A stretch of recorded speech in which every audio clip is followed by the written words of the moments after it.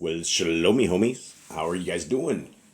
I hope you guys are doing well. I hope you guys are doing spectacular. I hope you guys are beginning the second day of your week.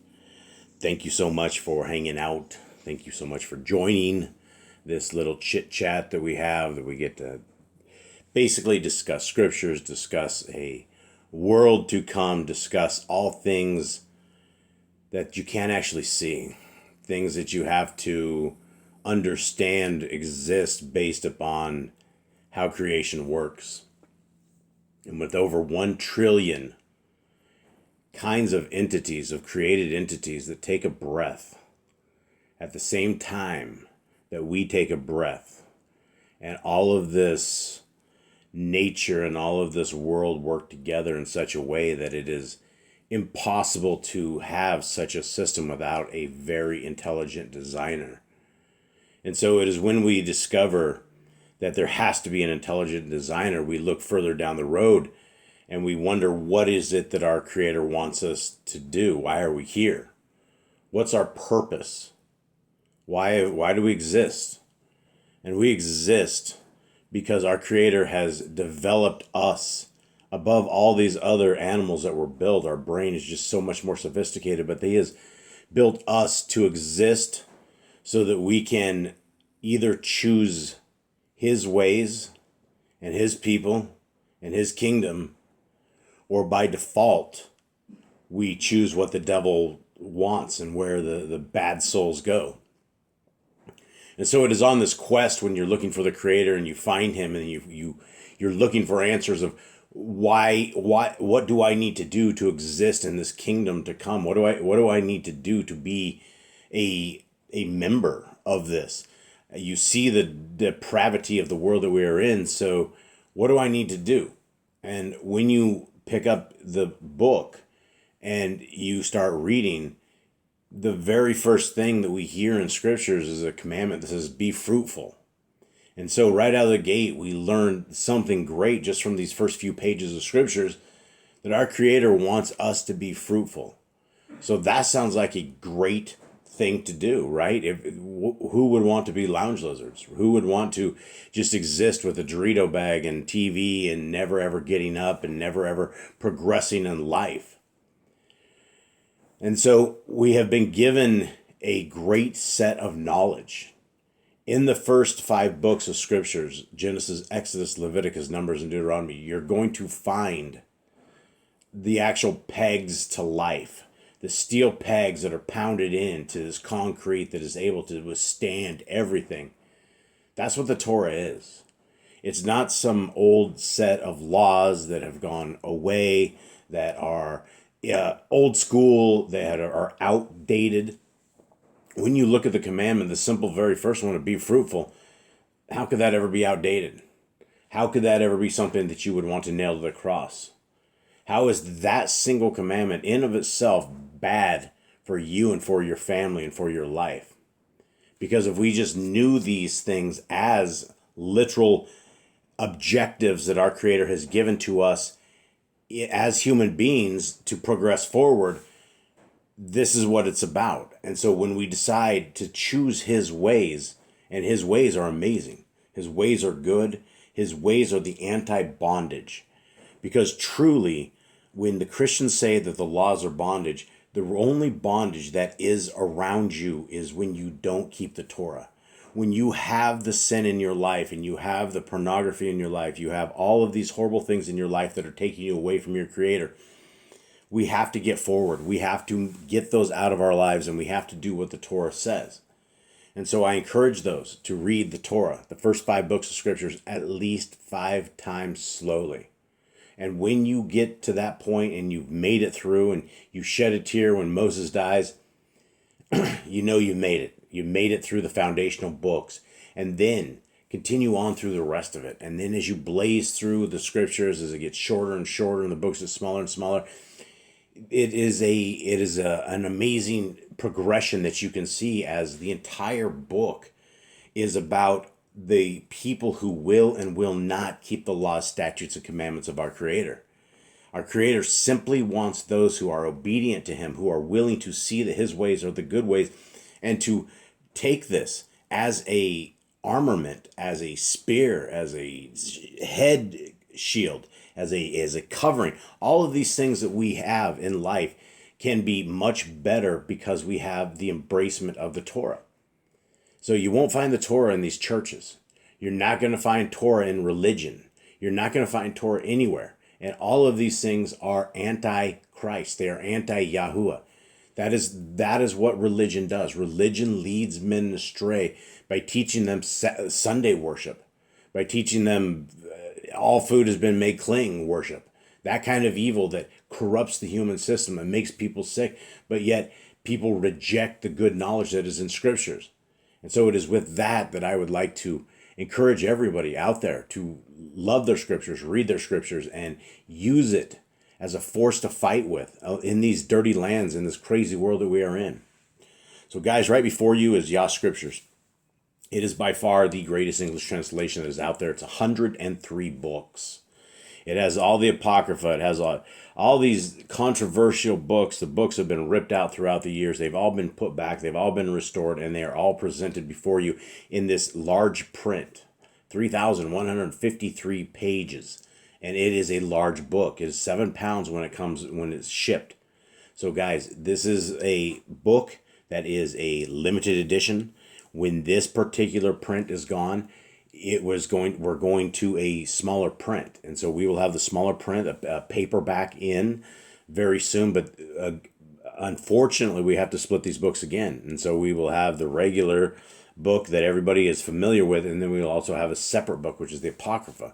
But this right here is large print, all in one, and so what we're able to do is we are able to get Scriptures into brothers and sisters in chains.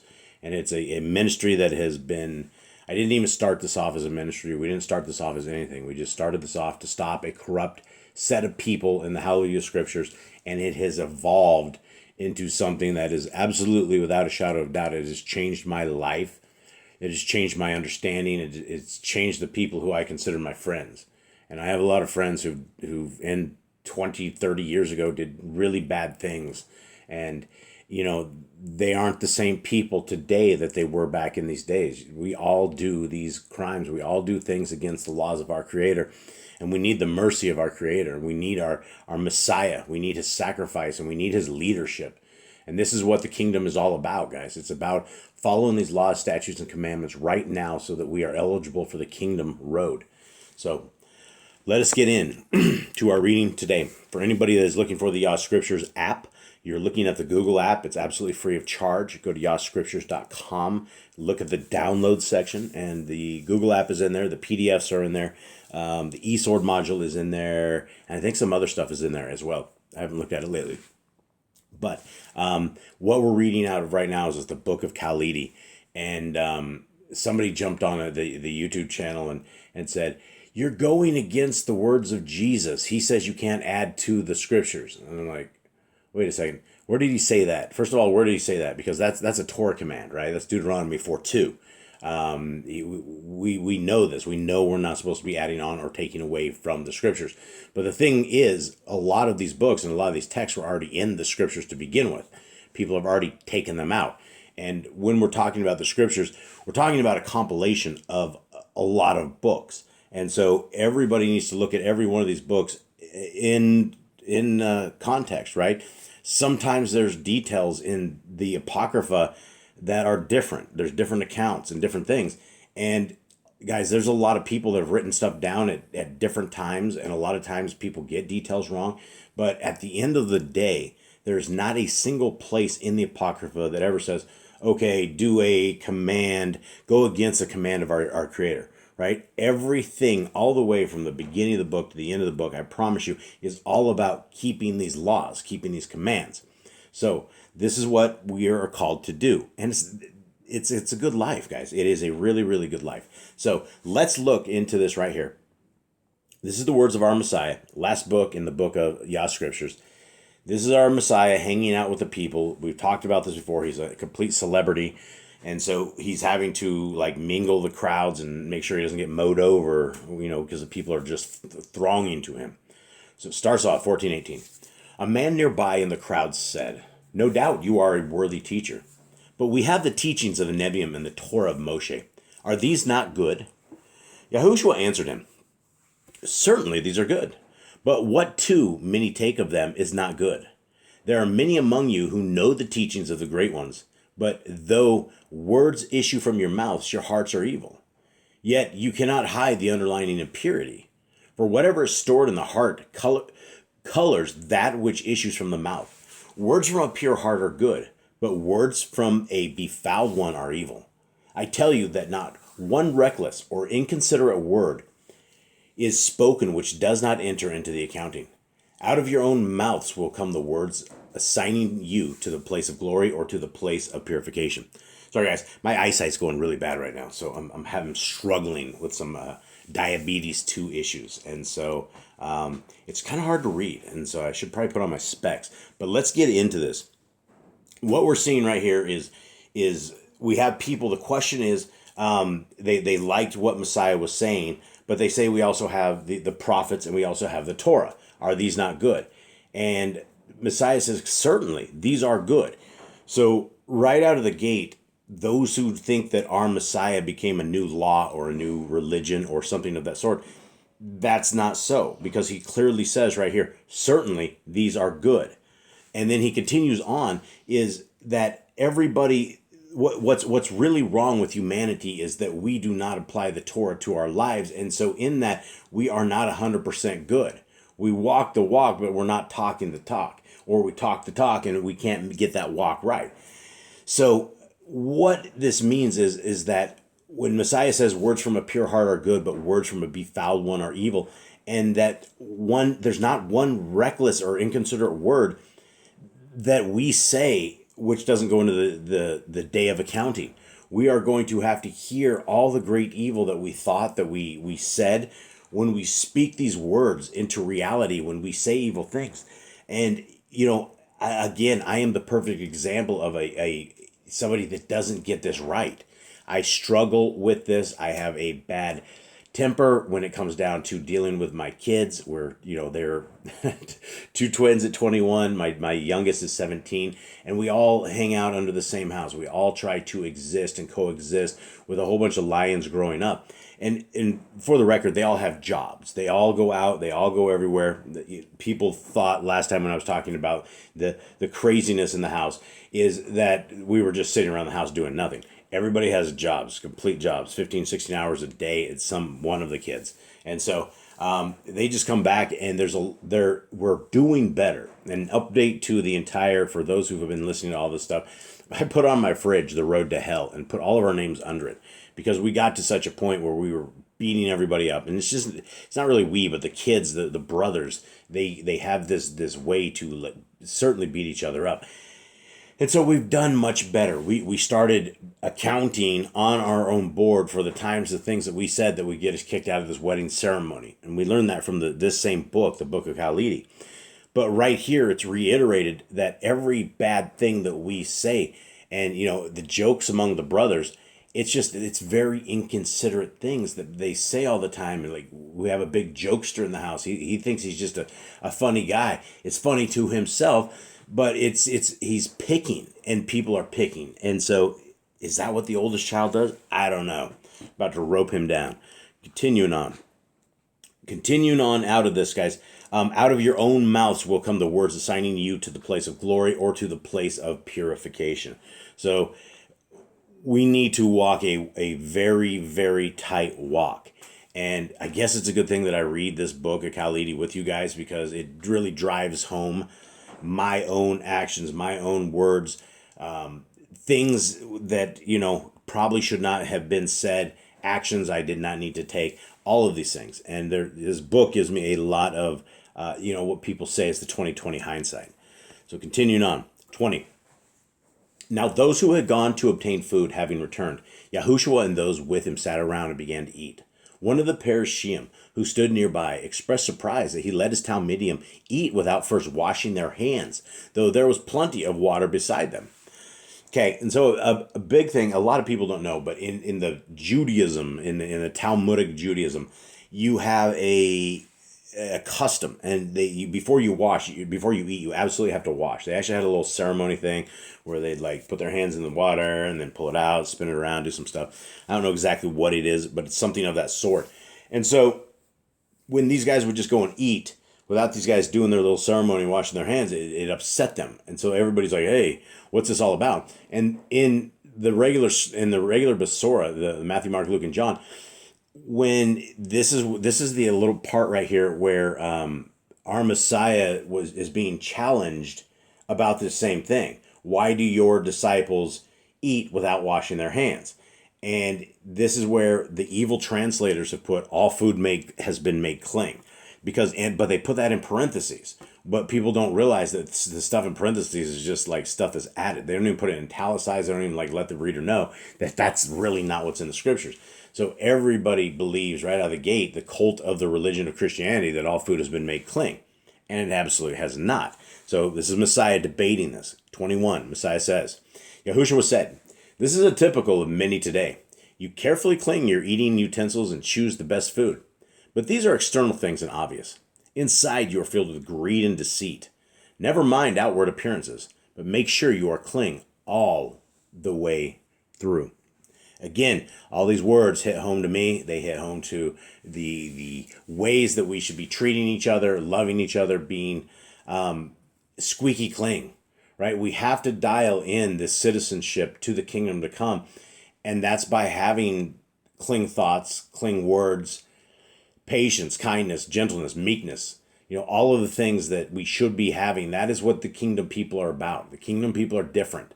And so there's a lot of work. There's a lot of work in myself. There's a lot of work in my family. We are all working through this. And this is, another reason that we need to read scriptures. We need to read this as a group. We need to read this as individuals. We need to very much put scriptures on our mind every single day so that we won't let ourselves break the laws of our Creator.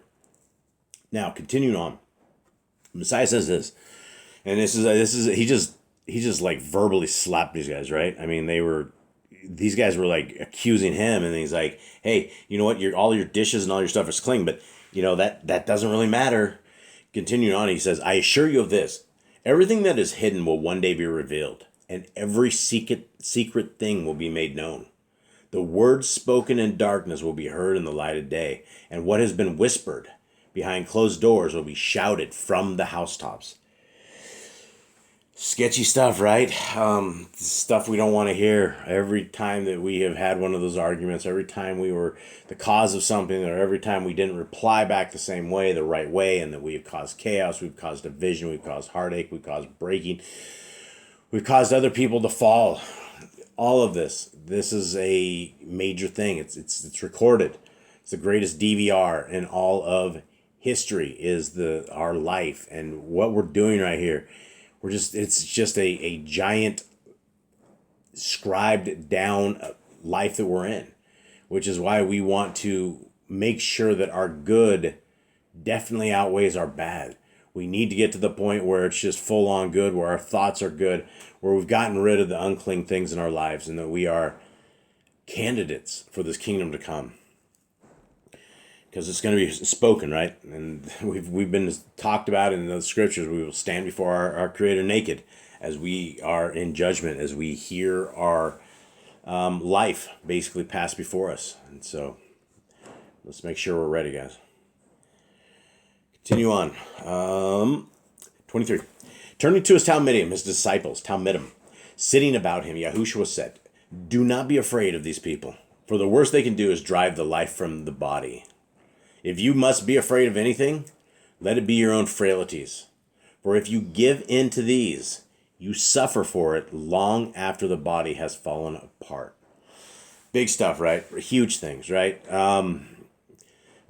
This is what our Messiah says. This is why we need a leader like Messiah Yahushua. This individual, this guy, our Messiah, is the bomb when it comes to debate, when it comes to understanding.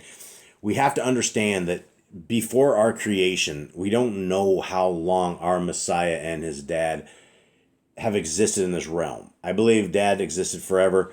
Son, I don't know when he came about.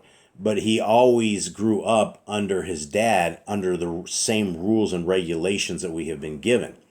That's why if we are loyal to these laws, statutes, and commandments, we are brothers and sisters, friends and family. We're all one big family, because that's what the covenant path is about. It's about hanging with people that absolutely love to keep in a line with our Creator. And, it doesn't take away from life. None of this stuff takes away from life. If you think giving up helly weird music and helly weird movies and all this horrible stuff on TV, and turn the news off while we're at it, if you think that giving that up is bad, find another hobby. Find something else to do. Find something that takes up your time, that you're not sitting there programming yourself with unclean, evil things. All these comedy acts, all these terrible jokes, all these times that people are profaning the name of our Creator, even though His name isn't God, they're blaspheming it just like it is, right? How many people do that, right? That's not the stuff we need to be involved with. We should not be involved. That's all bad. Pornography. I was watching a thing on pornography today, and they were this psychologist guy was talking about it. And when people are surfing pornography and doing this, think about this fact right here. 100 years ago, a single man would have never ever seen 1% of any of the stuff that you can just go and look at 100% on one day. It wasn't around. And so the corruption has become so large. And what happens is, when in the act of pornography, you're creating two different dopamine hits. And you get one hit from one thing, and then you get the other hit from a pleasure cell. And between the entire thing, that piece of it will actually start taking over people's minds, so that that's what they have to have. And it becomes worse than a drug. And so people need to ditch that. We need to pray repentance for any of that stuff, that trash, that garbage that we're involved in. And we need to focus on our Creator, focus on His ways. At the end of the day, guys, 120 years is not a very long time. It's what we've been allotted after the days of Noah, after all of the people lived in sin and made a bad choices living 1,000 years. And so our Creator popped that down to 120 years, and even now living 80 is a good thing, right? If you live 80 years, that's like really old. It's gotten younger and younger and younger and younger as the environment comes and sucks us up, and as we die younger from all of the stuff that is around us.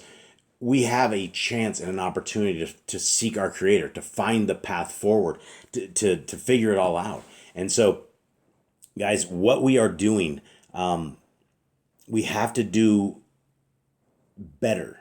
We have to not, where Messiah says, if you must be afraid of anything, let it be your own frailties, right? Think about the things that cause us to sin. Evil thoughts, evil deeds, anything, whatever it is. How do we fix this?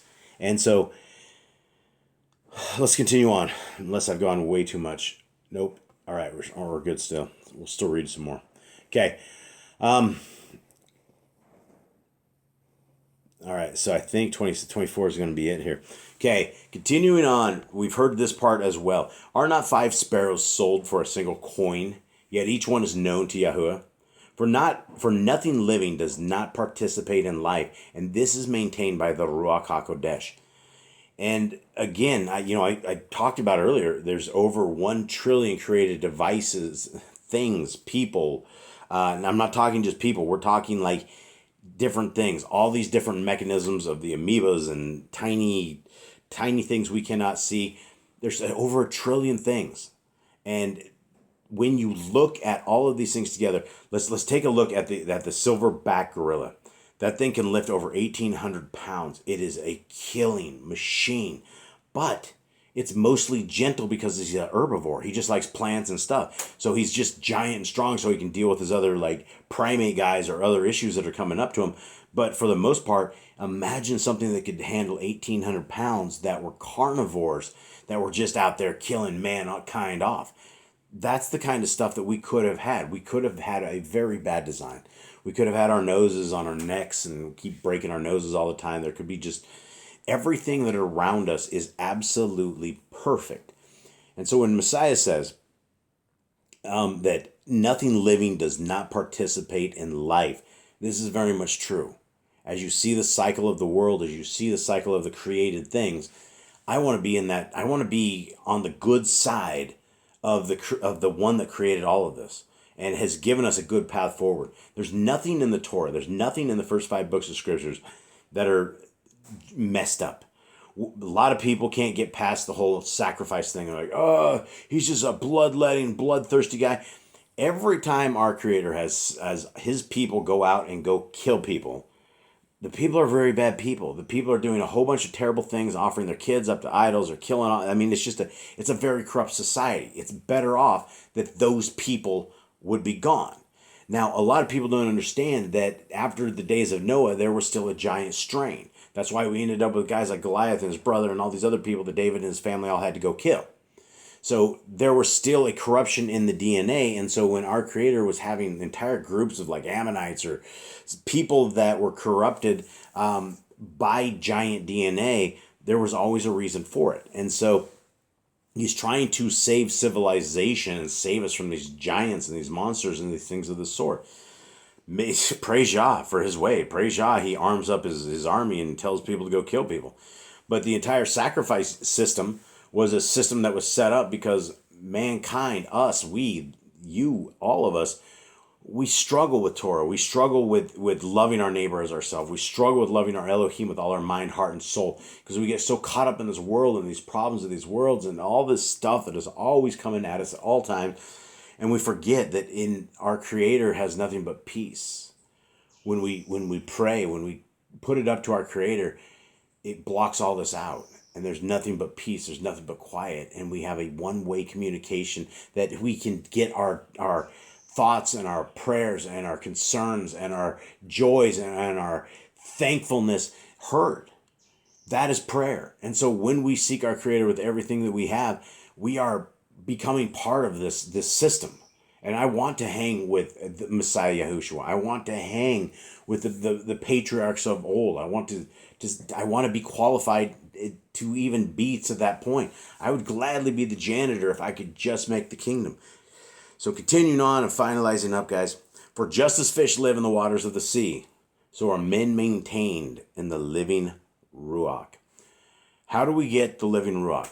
How do we get this special power? How do we get the hand of our Creator that guides our life, that emboldens us, that strengthens us, that keeps us alive? Well, first of all, we accept that we have a covenant path. The covenant path is the first 5 books of scriptures. All the scriptures, from the first book all the way to the end, all to say the same thing. We should be doing that. When you get to the words of Paul, guys, you should be so foundationally set that what he says absolutely rings bells. Alarms should be going off. Something should be going on. And then when you actually start reading and understanding, Paul was an extremely astute Talmudic Jew. He knew not just the first 5 books of scriptures, but he knew hundreds of other books of the so-called oral Torah. That's why he has stuff about women not speaking in congregations and covering their head with their hair, and there's all sorts of stuff that he puts in there that unless you knew where he got it from, it wouldn't make any sense. But that's why these letters cross over. And the problem is these letters are not to you. They're not to me. They're not to a time, and they're not to a question that we asked. We're not part of an assembly, a little ecclesia that was struggling with something of maybe a couple of women in the congregation. They were getting really vocal and beating up the dudes. I don't know what the situation was, where Paul would just say, give you the advice, like women should not talk in the middle of the congregations. But we don't have that anywhere. We don't see that in Torah. There's never been an incident where the women remain silent or anything of the sort. There are mates, there are spouses. We need to get chitter chatter from everybody. It's all part of the game, right? You got to be able to back up your theory and your theologies using scriptures. And so that's got to be the base of everything we come to. Guys, it's been a joy. It has been an honor. I always love hanging out with you guys. Thank you so much for being a part of this reading. Thank you so much for being a part of Yahuwah and the Torah. Thanks to those who have purchased a Yah Scriptures and have given us the abilities to minister to these amazing dudes that are lifetime friends of mine and who a lot of lives have been changed. And it's because of you guys out there that you guys have been able to get these scriptures. So much love. Have a good day until we have the opportunity to meet again. Be blessed. Be Baruka. Much love.